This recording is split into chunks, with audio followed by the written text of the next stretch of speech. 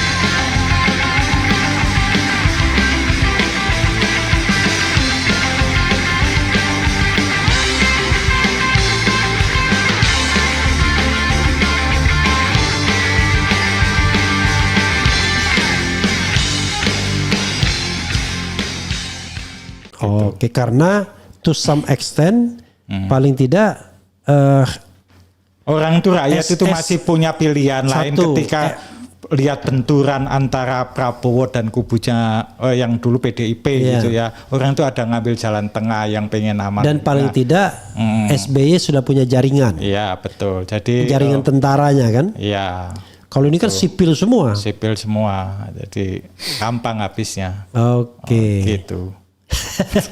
Karena di Itu situ Bang ada Robi. Surya Paloh soalnya. Ya, dia Surya kan Paloh sekarang kan akrab banget sama Jokowi. ya sama-sama gerombolan oligarki yang didukung kan gitu. Setianya Jokowi kan sama kubu-kubu kayak gitu, kelompok-kelompok gitu. Nggak setia sama rakyatnya sendiri, tapi ada kelompok-kelompok yang mempunyai kekuatan ekonomi dan politik. Kalau kayak kita lihat begitu. misalnya pada waktu buka puasa kemarin Ya, itu kan dalam pembentukan kabinet Surya Paloh menarik diri. Kan tidak ada orang Nasdem di kabinet. ya, Kemudian pas buka puasa Ya. kemarin ngundang yang datang Jokowi tapi Prabowo tidak datang. Padahal sebelumnya sebelum pembentukan kabinet ulang tahun Nasdem kan Prabowo datang kan, Iya. bahkan pidato kan, ya. gitu. Apa yang Anda ingin katakan dari fenomena itu? Apa jangan-jangan Surya Paloh itu pecah sama Prabowo lebih dekat ke Jokowi sekarang atau gimana? Atau dari dulu sebenarnya dia bagian dari konspirasi untuk melemahkan Anies, seolah-olah dia ngangkat Anies, tapi justru dia lemahkan sendiri Anies. Ya, kalau sebetulnya Surya Paloh dan Prabowo itu kan sebetulnya sudah musuh bebuyutan dari tahun 2004 konvensi Capres Golkar. Yang Oke. dulu itu calonnya kan ada Jokowi, Ada Surya Paloh. ada Prabowo, ada Surya, Surya Paloh, Paloh, ada ada- JK, ada iya. Pak Wiranto, Iya. ada Yang- Akbar Tanjung, yang menang Wiranto. ada Cak Nurholis Majid, tapi beliau tidak mau Mundur. nyuap dan sebagainya, akhirnya Iya, mundur iya. kan gitu. Nah itu sudah musuh bebuyutan sebetulnya. Kalau saya lihat kedekatannya Surya Paloh itu dengan Jokowi dari dulu, bukannya Oke. dengan Prabowo. Bukan dengan Prabowo. Bukan dengan Prabowo. Makanya kemarin ya tahu diri lah sebetulnya Surya Paloh kenapa nggak memasukkan kader-kadernya di mana di Kabinet. kabinetnya Pak Prabowo, karena tahu mungkin juga ditolak gitu. Dan sekarang kalau kita pelajari kader-kader dari Nasdem itu juga kebanyakan kan jadi kakak-kakak pembinanya buzzernya Jokowi. Ya kayak Irma Suryani, Caniago kayak gitu-gitu kan banyak ngomongin Jokowi melulu tapi untuk masalah Prabowo-nya jangan diangkat dia. Oke. Jadi kayaknya seperti mereka ini melindungi kepentingan politiknya Jokowi saja. Tapi kan Gitu. dulu Metro TV sempat ampun-ampun katanya. Sudah mau bangkrut segala layoff dan lain sebagainya ketika mencalonkan Anies itu. Ada omongan begitu kan? Ya kayak gitu. Tetapi kan Ya itu yang penting kan saat ini kan dia nggak bersikap berseberangan dengan Prabowo, itu saya pikir sudah menunjukkan apa permintaan maafnya ke Prabowo gitu. Oh enggak gitu. dong, ke Jokowi kan dulu kan ampun-ampun ke Jokowinya ketika Jokowi masih berkuasa dan Nasdem mengusulkan atau mendukung Anies kan ampun-ampun tuh bisnisnya Metro TV itu. Iya. Tapi kemudian malah sekarang kelihatan akrab lagi. Akrab lagi karena kepentingan politiknya sama. Oke, ini analisis ya, karena Anda tidak mendapatkan fakta maka saya tidak ingin melanjutkan analisisnya itu ya. Oke, apalagi yang ingin Anda sampaikan sebelum saya membacakan komentar sobat era sekalian tentang Anda dan barangkali ada pertanyaan di situ. Silakan. Ya, kita sebagai sebuah bangsa, anak-anak bangsa harus sadar bahwa kita selama ini diadu domba sama Jokowi ini. Dan elit-elit pendukungnya, elit politik pendukungnya yang punya kepentingan politik yang sama. Kita itu diadu domba untuk bergaining politiknya dia gitu. Untuk Gibran juga nanti 2029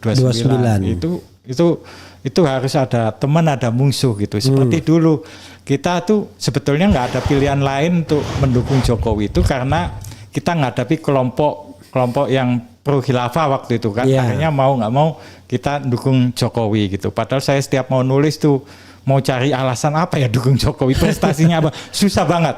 Prestasinya apa susah banget? Susah banget gitu. Tapi kalau ngelihat apa keburukannya dari dia banyak banget gitu. Tapi gak hanya gara-gara lihat lawan politiknya, maka kita mendukung Jokowi gitu ya. Selain yang pertama kali karena terbuai oleh sekarang saya tanya kepada Anda ya. Anda kan lulusan pesantren. Iya. Kepada pesantren mana? Tebu Ireng. Tebu Ireng. Wah, Tebu Ireng lagi. Tebu Ireng kan tempatnya Gus Dur kan? Iya, itu kuburan kamar saya dulu itu sekarang dipugar jadi pelebaran makamnya Gus Dur. Oke. Anda Tebu Ireng, berarti Anda Gus Dur. Gus Durian Anda ya? Enggak juga. Enggak juga ya? Saya kan nggak bisa tersekat-sekat gitu. Ya oke lah, tetapi latar belakang Anda adalah Anda NU ya? Ya NU. NU secara kultural ya? Ya. Kemudian Anda pernah jadi di PKB.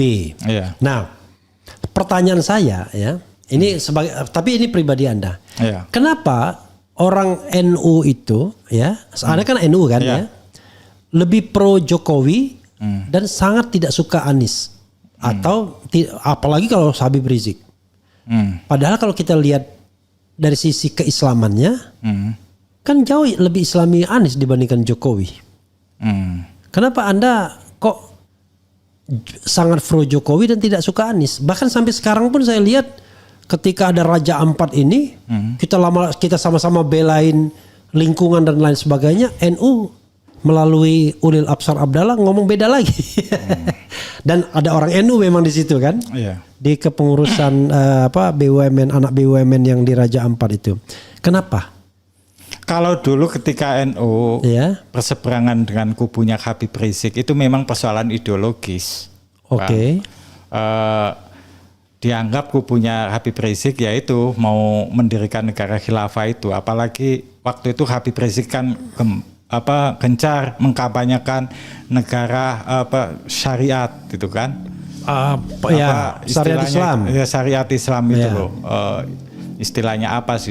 Negara sistem syariat gitulah kayak gitu ya. Itu khilafah nggak jauh beda dengan itu. Memang bertolak belakang dengan NU itu nggak bisa. Itu didamaikan kayak apapun persoalan ideologi itu nggak bisa. Kita banget tahu sendiri garis perjuangan NU yang sangat moderat, yang sangat mencintai NKRI dan mendukung penuh dulu founding father kita itu, bahkan sebelumnya Bung Karno menetapkan Pancasila itu kan juga sempat konsultasi ke Kiai Hasyim Asy'ari kan, pendiri NU itu. Nah kalau masalah itu tadi itu memang susah damai. Jadi masih pure lah waktu itu kontranya sama saya selesaikan Anies dianggap menjadi simbol kelompok 212 Habib Rizik. Nah sekarang NU sekarang kok beda kayak gitu ya itu. Jauh sekarang dari izin pertambangan. Biar kita tidak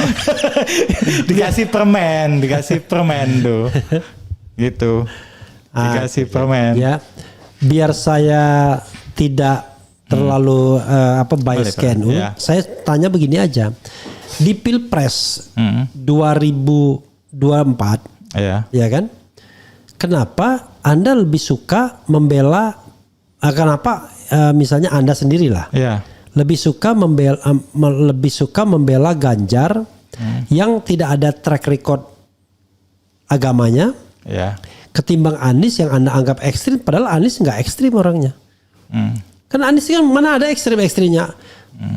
Anies itu sangat barat, bahkan lebih barat dibandingkan Ganjar.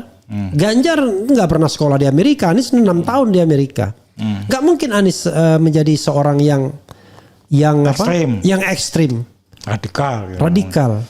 Mungkin orangnya sangat modern minded dia cara berpikirnya. Bahkan Anies belum tentu loh mengenal ide-ide sosialisnya seperti Prabowo yang PSI bapaknya kan. Tapi Anda kok terus melabeli dia ekstrim. Dulu.